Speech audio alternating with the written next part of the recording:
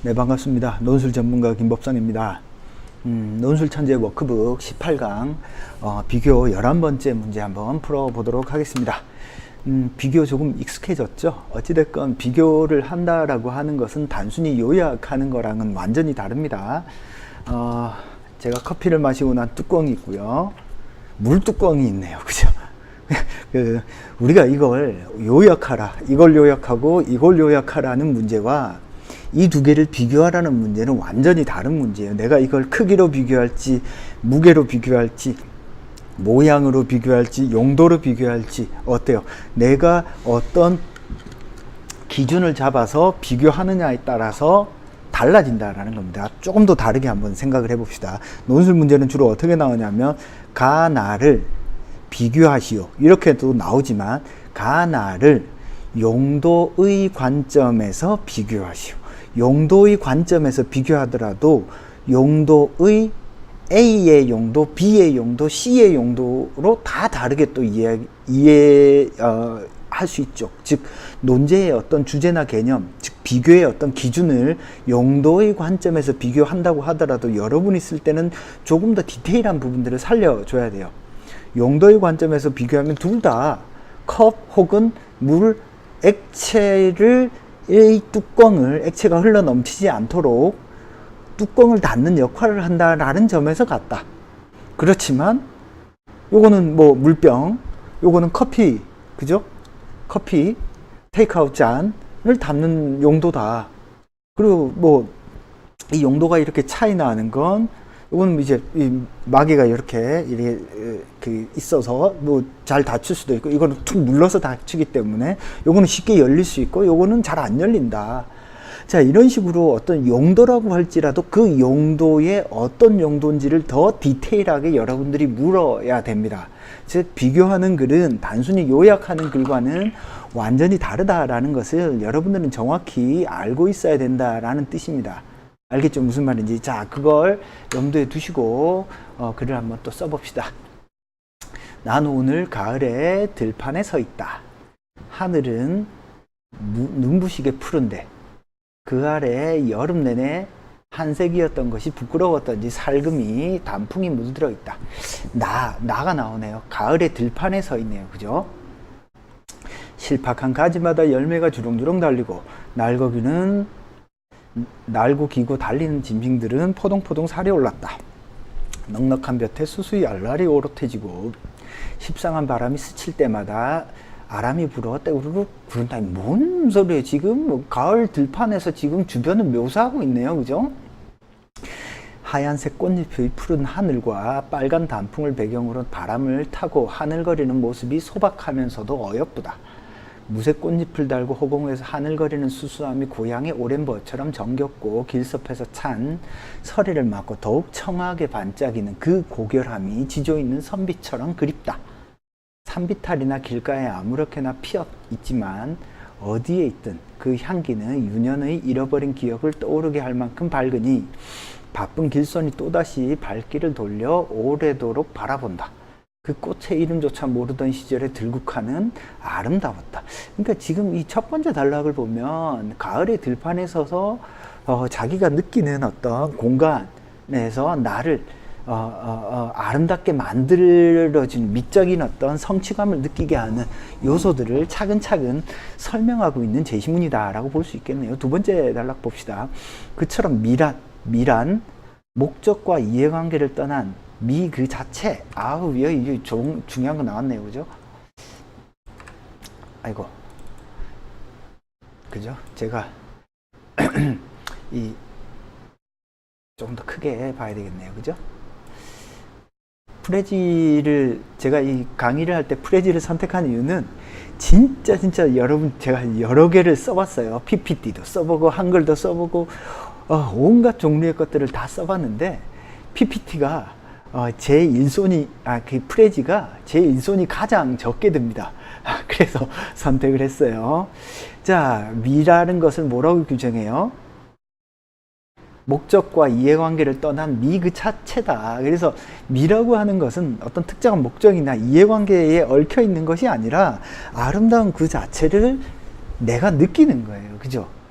들국화의 미를 그 자체로 체험하고자 할 때 우리는 들국화가 무엇을 말하는가에 기울이지 않는다. 그냥 들국화 그 자체가 이쁜 거야. 미란 그 대상 자체에 있는 거예요. 그죠? 그래서 이런 점에서 순수미를 지향하고 새로운 형식의 창조에 주력하는 텍스트의 구성 원리에 주목하는 미학은 타당하다. 글은 뭘 얘기하고 있어요? 순수미를 지향하고 새로운 형식을 창조하는 것. 그러니까 미라고 하는 것이 순수한 거야. 순수한 거. 다른 어떤 이해관계로 떠나 있으니까 순수한 거지. 그 다음에 새로운 형식을 창조한대. 자, 아름다움이란 이미 내가 익숙해 있던 어떤 것이 아니라 기존에 다른 뭔가 새로운 것을 보여줄 때 비로소 아름답다라고 볼 수 있는 거네요. 그죠? 텍스트의 구성 원리. 그러니까 이 말은 뭐냐면 새로운 형식을 텍스트의 구성 원리. 이때까지의 어떤 텍스트를 서술하는 원리와는 전혀 다른 원리로 이렇게 시를 쓴다거나 소설을 쓸 때 새로운 형식의 미적 성취를 이룬 작품이 되는 거죠. 그래서 어떤 미학은 타당하다. 그러니까 결국에는 이 가가 말하고자 하는 건 뭐예요? 미 혹은 미학 혹은 미학의 내용 아니면 미라고 하는 것이 무엇인지 미적 규정 이런 식으로 여러분들이 스스로 규정을 하면서 텍스트를 읽으시면 됩니다. 나와보겠습니다. 나는 오늘 미니애폴리스 시의 한 호숫가에 서 있다. 똑같이 나로 시작하네요. 둘 다 한 호숫가에 서 있고 가는 들판에 서 있네요. 그죠? 공간적으로 서로 조금 다르네요. 그죠? 하나는 들판에 하나는 호숫가에 서 있습니다. 키가 크고 보랏빛 줄무늬가 있는 꽃이 푸른 하늘과 초록빛 호수를 배경으로 아름답게 반짝이고 있다. 그 꽃의 아름다움에 취하여 멈춰 상당한 시간을 소요하고 나서 나는 친구의 사무실로 갔다. 친구의 사무실에 그 꽃을 커다랗게 찍은 포스터가 있는데 그 밑에 퍼플 루즈 스트라이프 꽃을 박멸하자라고 써있다. 왜 저 아름다운 꽃을 없애려 하느냐고 물었더니 친구는 그 꽃이 미국의 생태계를 급속도로 파괴하는 외래종 꽃이다. 어떤 꽃이 아름답다, 아름답지 않다를 규정하는 것은 그 꽃이 단순히 외모만 의미 있는 것이 아니라 그 꽃이 우리 사회에, 우리 국가에 어떤 의미가 있느냐에 따라서 그 의미가 달라지네요. 그죠? 그래서 친구는 그 꽃을 보면서 아주 아름답게 생기지만 혐오감이 든다고 했어요. 왜 혐오감이 들어? 자기의 생태계를 파괴하니까, 자신의 공간을 파괴하니까 피눈물이 보인다고 하였다. 왜 그러냐고 물으니 저 꽃을 어느 나라의 독재자의 부인이 마치 미친 듯이 좋아하여 아이들이 매일 호숫가에 들어가 그것을 꺾다가 빠져 죽기도 한다. 그래서 내가 아름다움을 느낀 것에 그들은 추함을 느꼈다. 그죠? 동일한 대상에 대해서 나는 아름다움을 느끼는데 그 꽃이 어떠한 맥락, 어떠한 상황, 조건 속에서의 꽃인지를 알면 느끼는 감정이 달라지죠. 그죠? 여러분들 그렇잖아요.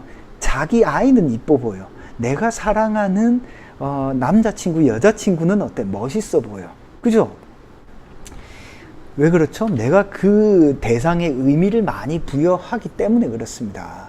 이처럼 꽃의 미추는 그 꽃과 관련된 의미들과 무관하지 않다. 아름다움은 대상 자체에서만 비롯되는 것이 아니다.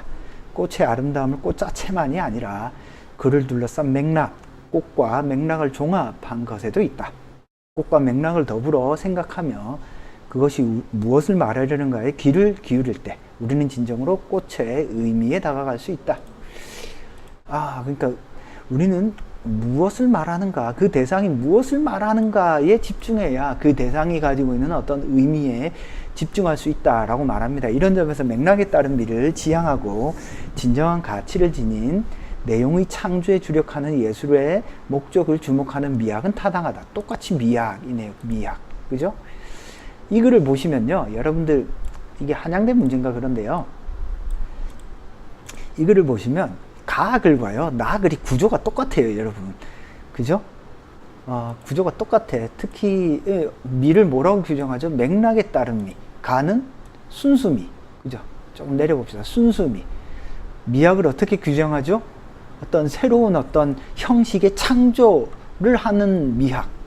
자, 그래서 어떤 작품이 아무리 의미가 있어도 그것이 기존의 것과 형식적으로 구별되지 않아. 똑같은 형식이야. 그러면 미적 성취를 이루지 못했다라고 볼 수 있겠습니다. 그게 가의 입장이죠. 나는요. 그게 아니라 새로운 어떤 내용을 담고 있다면, 기존에 우리가 모르던 어떤 새로움을 우리에게 새로운 의미를 부여해줘. 철학적이든 미학적이든, 그죠? 그러면은 그건 타당한 미학인 거야. 그러면 우리는 이 글을 비교할 때, 자, 비교의 기준을 한번 잡아봅시다. 비교의 기준을 미학을 기준으로 비교할 수도 있고요. 그죠? 그죠? 제가 표를 만들라고 했죠. 그죠? 미학을 기준으로 비교할 수도 있고, 조금 밑에 넣어볼까요? 그죠? 표를 그냥 만들어 봅시다. 가, 나. 그죠? 기준을 설정을 하는 거야. 그죠? 미에 대한 규정. 미를 무엇으로 규정하느냐. 또 규정할 수도 있고요. 그죠? 그 다음에 어떤 미의 대상. 미의 어떤 대상. 뭐 미적 대상.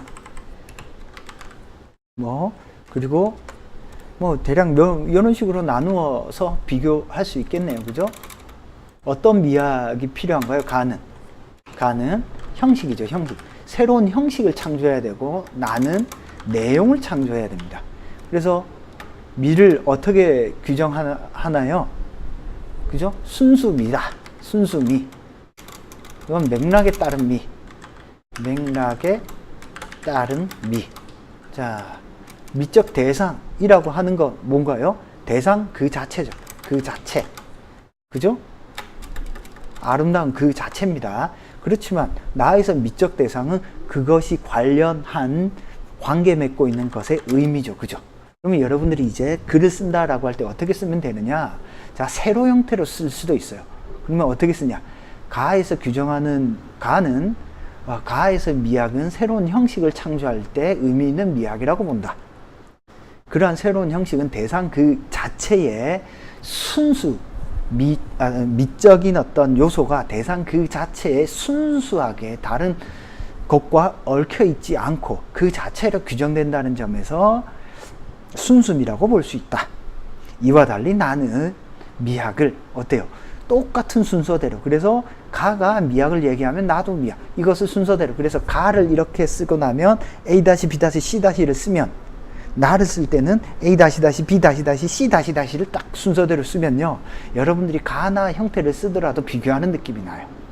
이렇게도 쓸 수 있죠. 미학을 어떻게 규정하느냐를 기준으로 놓고 보면 가는 형식, 나는 내용에 따라 미학을 다르게 규정한다. 왜냐하면 어떻다.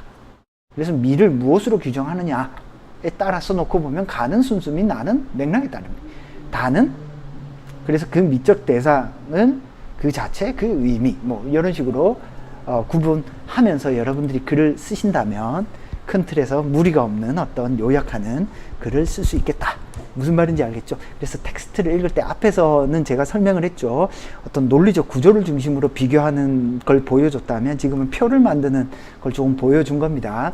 이건 논리적 구조로도 만들 수 있어요. 논의하는 대상을 미학으로 놓건 혹은 미로 놓건 어떤 걸 놓더라도 상관없어요. 미로 놓아도 되고 미학으로 놓아도 돼요. 그렇게 놓고 논리적 구성을 보면 됩니다. 자, 그럼 미를 놓든 미학을 놓든 가는 형식을 기준으로 미를 규정하죠. 나는 내용을 기준으로. 아니면 미적 대상. 미라고 하는 건 순수 미 그 자체. 아니면 맥락을 놓고 미를 보니. 미라고 하는 것은 뭐다. 그래서 미학이 어떻게 되어야 한다. 이런 식으로 글을 쓸 수도 있겠습니다. 알겠죠? 무슨 말인지. 오케이. 설명은 여기까지 하고요. 궁금한 건 언제든 질문 주시고 차근차근 공부하다 보면 충분히 논술 익숙하게 할 수 있습니다. 논법.com에 질문 남겨주시고요. 1661-5143으로 전화 주시면 답변 드리도록 하겠습니다. 논술천재 워크북 18강 비교 11번째 문제 설명 마치도록 하겠습니다. 감사합니다.